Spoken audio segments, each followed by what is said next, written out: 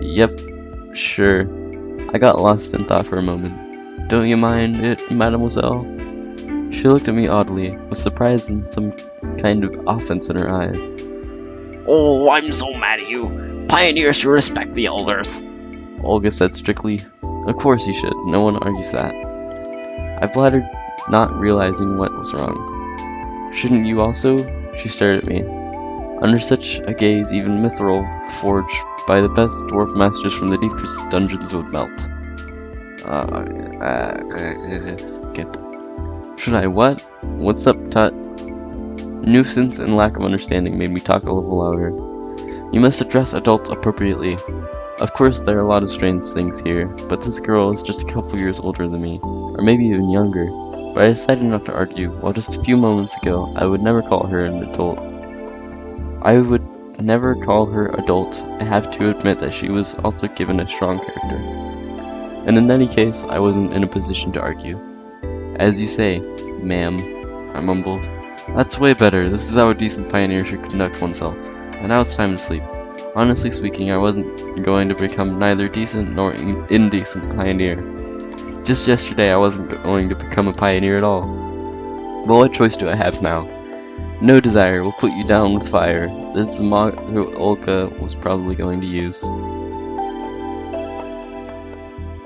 I went into bed and closed my eyes, only to realize how tired I was after today. Something hammered in my head awfully, as if my brain started the night shift. They seemed to be aimed more at rolling the steel than working with something more sensitive. The bus flew through my mind. And the square with the monument, canteen full of pioneers, and a malicious face of Uliana, Slavia, Lena,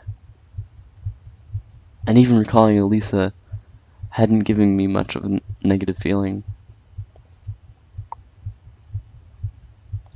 What if I'm here for good? Day 2. Wow, it's just day 2 now. I can see how people have tons of hours in this. I was having a dream. It seemed like I was in some kind of vacuum, with nothing but nothing around me. But not only around, I was the only creature in the universe, as if the universe had returned to some state of singularity right before the Big Bang, and something was just about to happen. Suddenly, I heard a voice. I could not make out the words, but it sounded familiar. The voice was whispering something gently, as if lulling. And then I realized. It was the voice of that stranger girl from the bus. The girl from the dream. But what is she trying to tell me? Who is she? I woke up.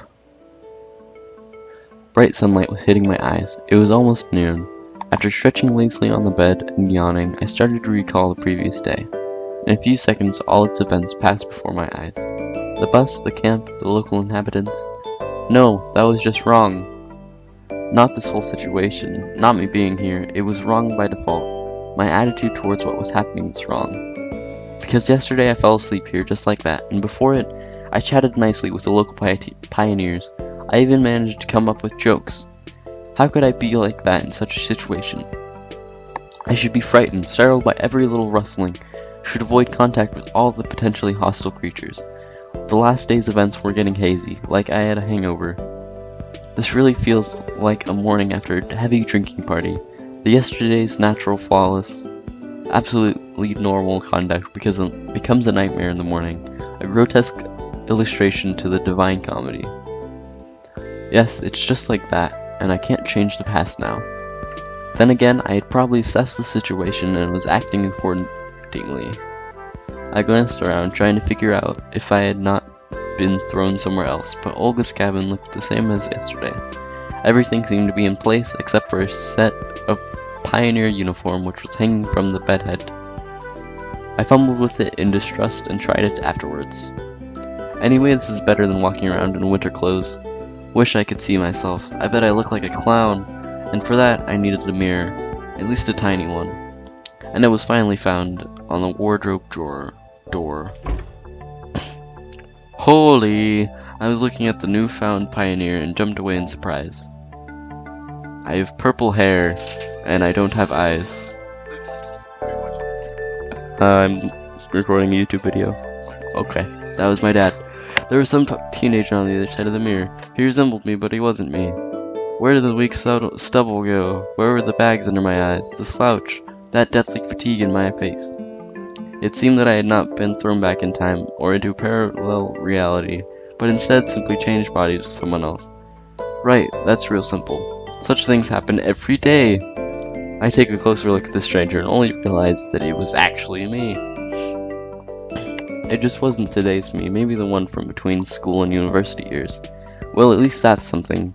There you go. The person in extreme situation did fail to notice the elephant in the room, but the camp's leader noticed it, and last night she told me off for addressing her without proper respect. Ah, screw that. Doubt my appearance affects anything else. If the clock was not lying, the breakfast was long over. Oh well, I'll try to find something in the canteen. It worked out well yesterday with Slavia, didn't it? These memories made me smile involuntarily. The sun was shining brightly outside, a light breeze was blowing. A beautiful summer day. I had not felt so good in the morning for a few years. All problems were gone, vanished into the clouds that were as white as snow. Olga came out of nowhere. Nice hat. Good morning, Simon. Good morning. I smiled, doing my best to show that, no matter what, my morning was indeed good. You only arrived yesterday, so I decided not to wake you up, but the breakfast... Never mind, here, take this. She handed me something wrapped in paper.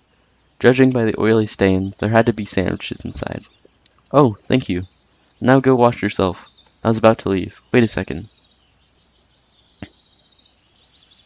Olga quickly ran into the house and came out to shove a small bag in my hands. Inside it, I found a toothbrush, soap, small towel, and something else. I did not look too closely. A pioneer should always be clean and tidy. Let me do your neckerchief properly for the first time. Yours is dangling. You should do it yourself once you learn how to. Do we have to? I'm going to wash myself now. Yeah, right.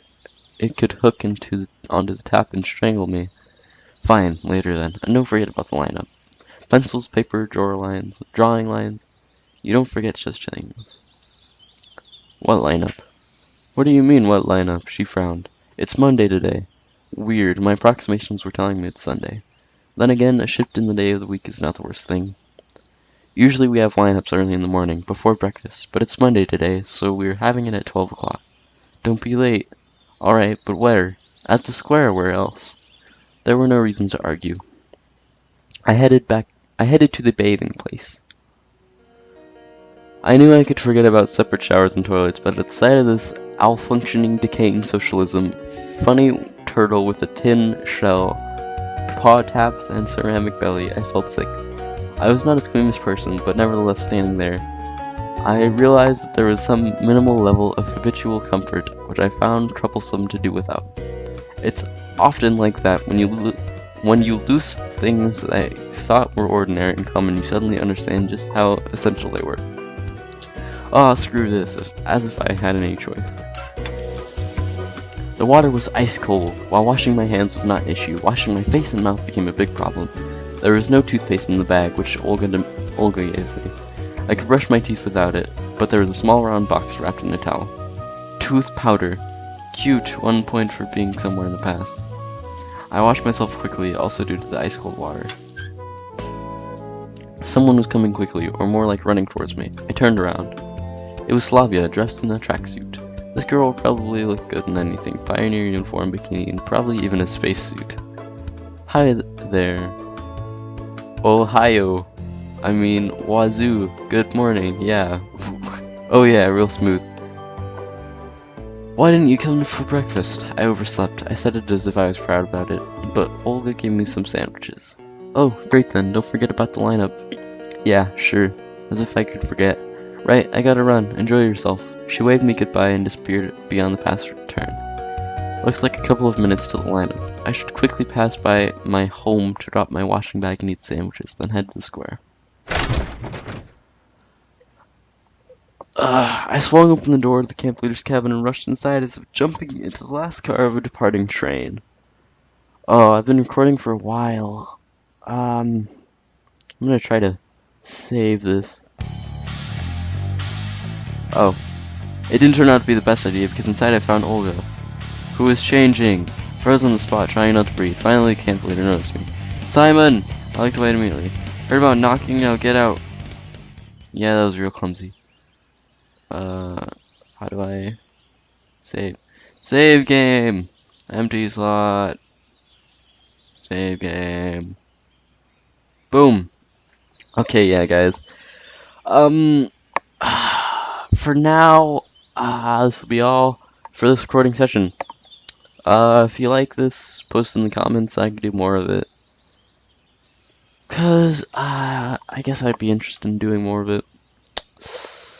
But for now, my name is Jalapapeno. This has been Everlasting Summer, and I will see you all later.